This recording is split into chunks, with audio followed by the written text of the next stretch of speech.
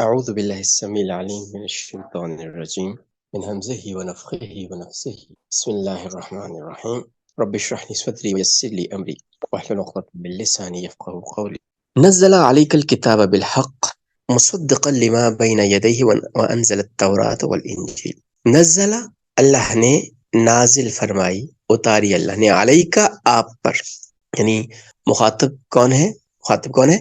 نبی صلی اللہ علیہ وسلم۔ اللہ وہ ذات ہیں جنہوں نے کیا کیا، نزل علیک الکتاب بالحق، اللہ نے آپ صلی اللہ علیہ وسلم پہ کتاب اتاری ہے حق کے ساتھ، جو حق پہ مشتمل ہے، مصدقاً تصدیق کرتی ہے، لما اس کے لیے جو، یا اس کی جو بین یدیہ اس سے پہلی ہیں، جو تمہارے ہاتھوں میں ہیں، تمہارے آگے ہیں، اس سے پہلی ہیں، وانزل اور اسی نے اتاری التورات، تورات، والانجیل اور انجیل۔ تو اللہ جل شانہ نے اپنا تعارف فرمایا، کے بارے میں بتایا کہ اللہ نے اتارا ہے اس قرآن کو آپ صلی اللہ علیہ وسلم کے پہ حق کے ساتھ۔ قرآن بھی حق ہے اور اس کے اندر جو بات ہے وہ بھی ساری کی ساری حق ہے۔ اور یہ قرآن کرتا کیا ہے؟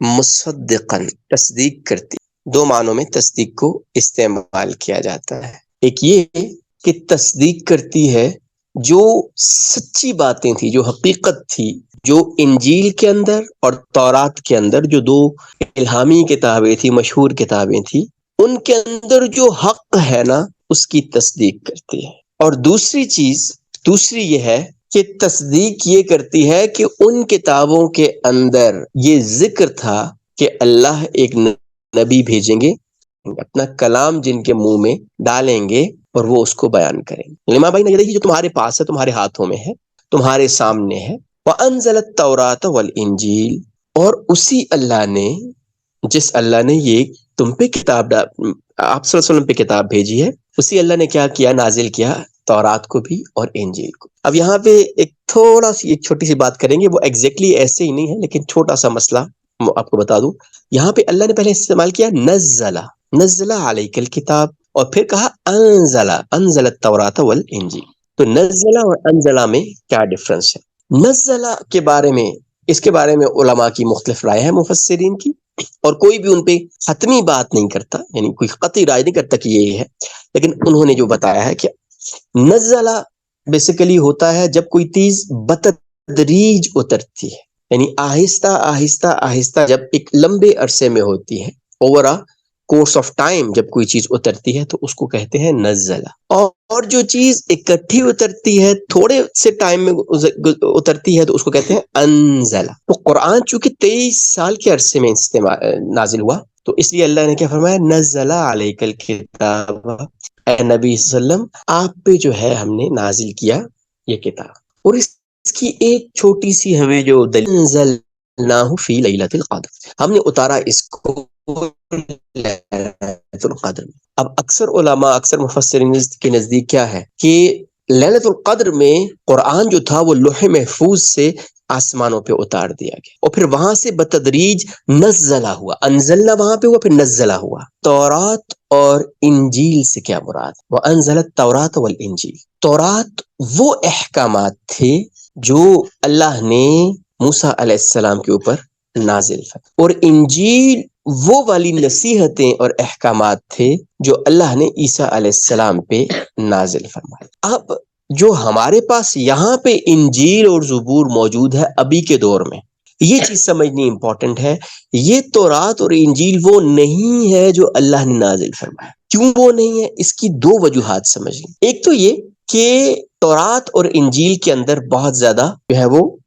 تحریف ہو چکی ہے، اس کے اندر بہت ساری ایڈیشنز ہو گئی ہیں، بہت ساری چیزیں مٹا دی گئی، بہت ساری چینج کر دی گئی، اور یہ چیز ہم نے جو ہے وہ سورہ بقرہ کے اندر پڑھی تھی کہ وہ اپنے فائدے کے لیے یہودی جو تھے قانون کو بھی بدل دیتے تھے، کتاب کو بھی بدل دیتے تھے، اور ایسی بات کہتے تھے، لیکن کہتے تھے یہ اللہ کی کتاب میں موجود۔ اس کے علاوہ بھی دیکھیں، انڈرسٹینڈ کرنے کے لیے، اس کو سمجھنے کے لیے یہ چیز بہت ضروری۔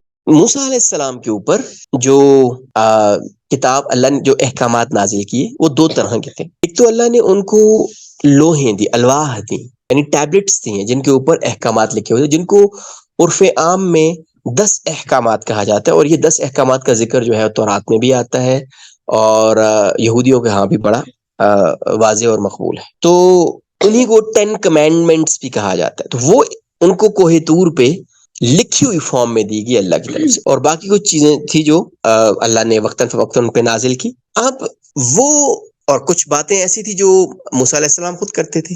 تو اب جس کو تورات کہتے ہیں وہ بیسیکلی وہ نہیں ہے جو صرف اللہ نے اتارا، بلکہ جو کچھ بھی موسیٰ علیہ السلام نے کہا اور سارا کچھ، وہ سارے کا سارا مل کے جو ہے وہ تورات بن گیا. بلکہ اس کے بارے میں تو یہ بھی کہتے ہیں کہ جو احکامات تھے، جو قانون تھا، وہ موسیٰ علیہ السلام نے علیحدہ سے مرتب کر کے لکھ کے تو ہر قبیلے کو دے دیا تھا. اور پھر جب بخت نصر نے جو ہے وہ بیت المقدس کو تباہ کیا تو وہ سارا کچھ ان کا لے کے بھی چلا گیا اور سارے کے سارے وہ احکامات ضائع ہو گئے. پھر جب عزیر علیہ السلام تشریف لائے تو انہوں نے باقی سب سے مل کے، اور جو کچھ بھی وہ ٹیبلٹس وغیرہ ان کو ملی، اس سے دوبارہ سے ایک کتاب مرتب کی جس کو جو ہے وہ تورات کہتے ہیں. اب تورات یوں سمجھ لیں کہ تورات میں صرف اللہ ہی کی طرف سے نازل کیے گئے الفاظ نہیں ہیں، بلکہ اس میں موسیٰ علیہ السلام کے جو افکار ہیں، جو ان کی ارشادات ہیں، وہ بھی شامل ہیں، اور جو ان کے بعد والوں کے تھے وہ بھی کچھ شامل ہیں. اس کی مراد یوں سمجھ لیں جس طرح ہمارے پاس علیحدہ نا قرآن ہے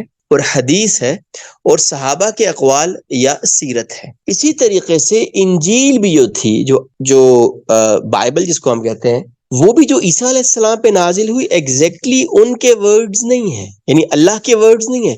اس میں عیسیٰ علیہ السلام کے ورڈز بھی شامل ہو گئے، بلکہ بعد کے اندر جو ان کے 4 شاگرد تھے، یوحنا اور لوقا اور اسی طریقے سے 2 اور میجر جو تھے، اس کے علاوہ بھی اور ہیں، تو ان کی بھی جو الفاظ تھے وہ بھی شامل ہو گئے.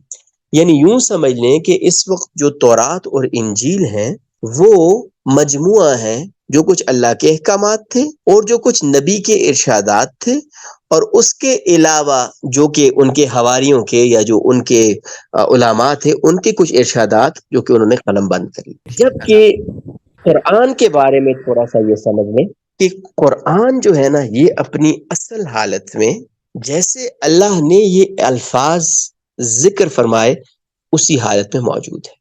قرآن کی خوبصورتی یہ ہے کہ جو نبی صلی اللہ علیہ وسلم پہ علیحدہ کوئی اللہ نے وحی بھیجی نا، مثلا جو ان کے دل میں القاء ہوئے کوئی ایسی وحی بھیجی جو قرآن کا حصہ نہیں تھی، تو وہ اس کو ہم کیا کہتے ہیں؟ اس کو ہم کہتے ہیں حدیث قدسی.